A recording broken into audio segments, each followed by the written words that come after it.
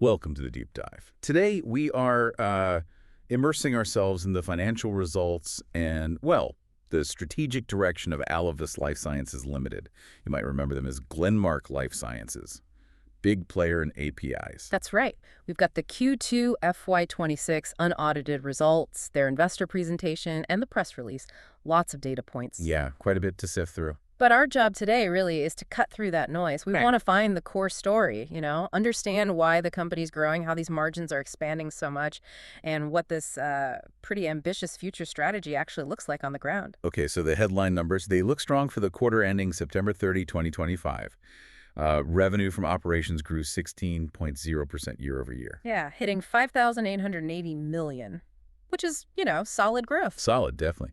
But I agree, the real story seems to be lurking in the profitability metrics, the margins. Absolutely. I mean, look at EBITDA. That's earnings before interest, taxes, depreciation, amortization.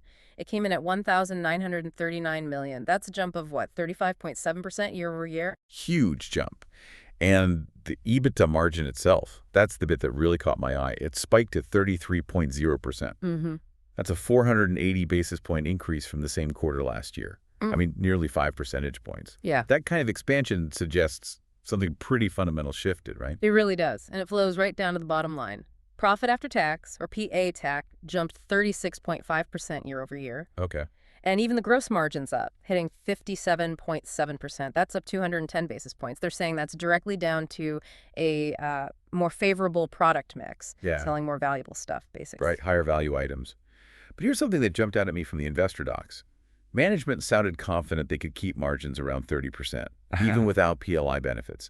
Now, for listeners maybe not deep in Indian financials, the PLI, the production-linked incentive, how big a deal is that usually? It's a really important point to clarify, yeah. And what does it signal if they can hit 33% without it? Okay, so the PLI scheme, it's basically a government incentive, a subsidy almost, to boost domestic manufacturing in key sectors like pharma.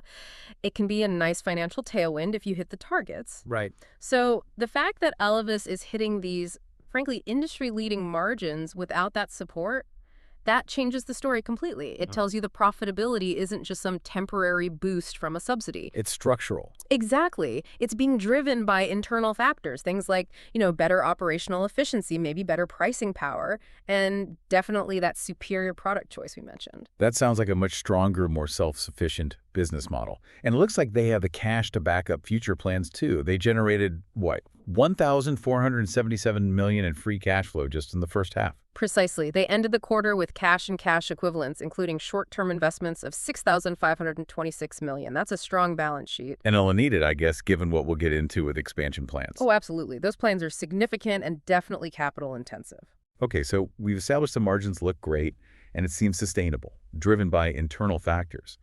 Now, let's dig into the why. Where are these better products coming from? This seems to involve a pretty major strategic shift. Yeah, this is the core of it, I think. The real engine driving things now is this aggressive move away from their historical base, the GPL Glenmark Life Sciences business. They're pushing hard into what they call the non-GPL segment. And that push looks like it's working. I mean, the non-GPL business grew, nearly 40%? And massive, 39.7% year-over-year growth. Yeah. And because of that acceleration, non-GPL now makes up 75.6% of their total revenue. Wow, 3/4 of the business now. That's a huge shift in just, 4 quarters? It really is. And you contrast that with the legacy GPL business.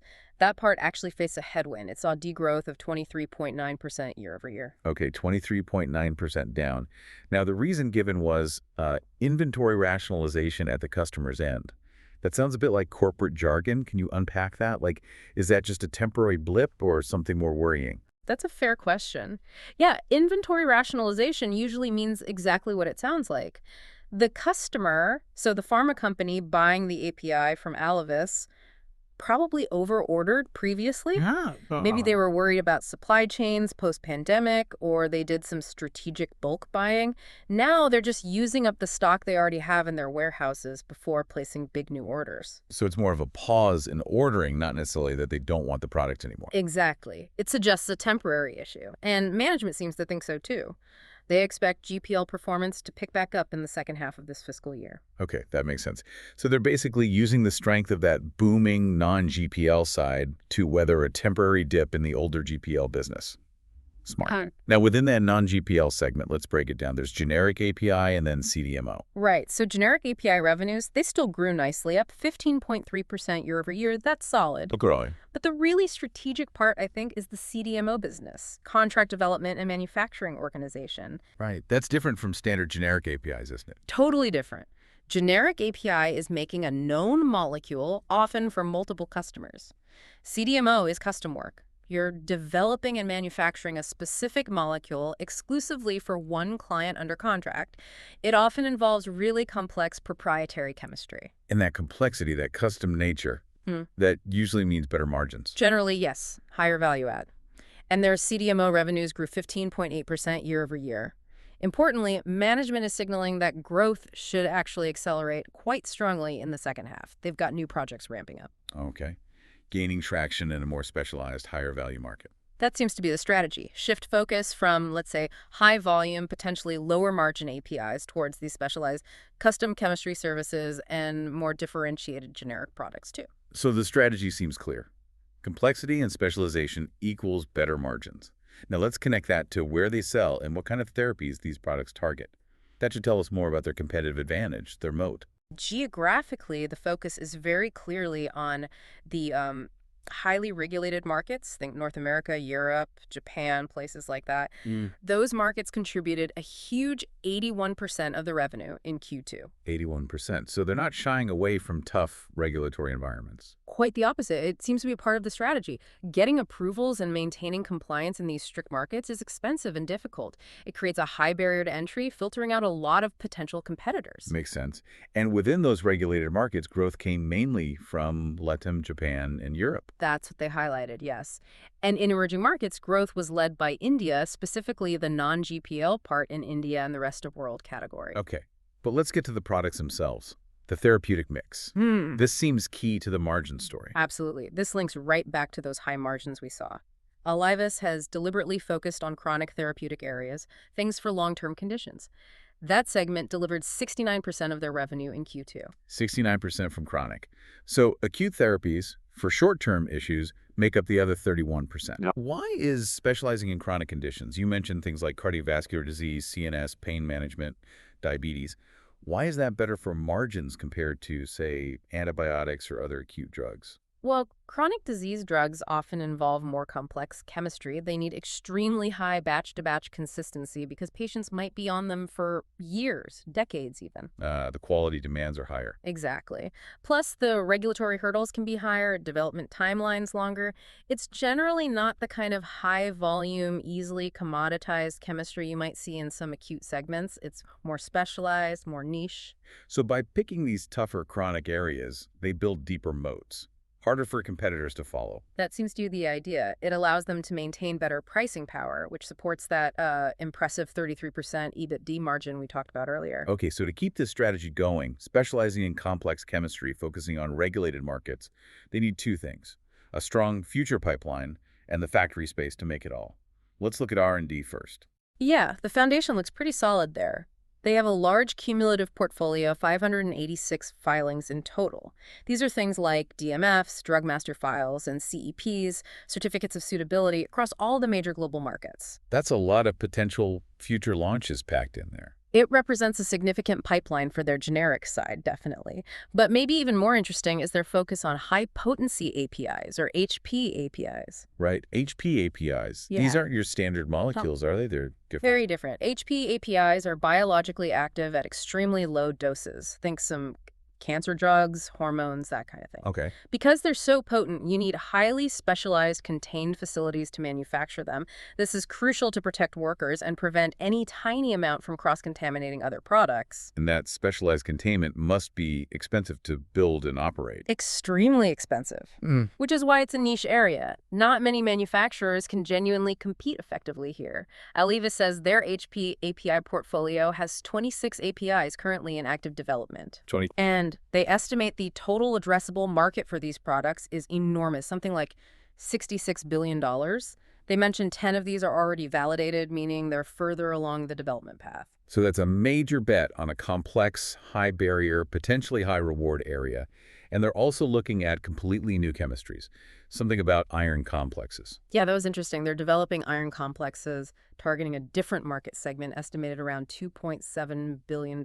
They've already got one filing done for that, with a couple more in advanced stages. So they're not just sticking to what they know, but actively pushing into new chemical territory. Right. But as you said, all this promising R&D doesn't mean much if you Mhm. can't actually manufacture the stuff at scale. And that brings us to capacity and capital expenditure, CapEx. Their plans here look ambitious. They're currently at 1,424 KL of reactor capacity, Correct. But the goal is to nearly double that. They're aiming for 2,690 KL by the end of fiscal 28. doubling capacity in roughly 2.5 years. Oh, wow. Wow, that's aggressive and requires serious investment. Absolutely. It's a massive capital commitment. So what are the big steps they're taking right now, like this fiscal year, to get there?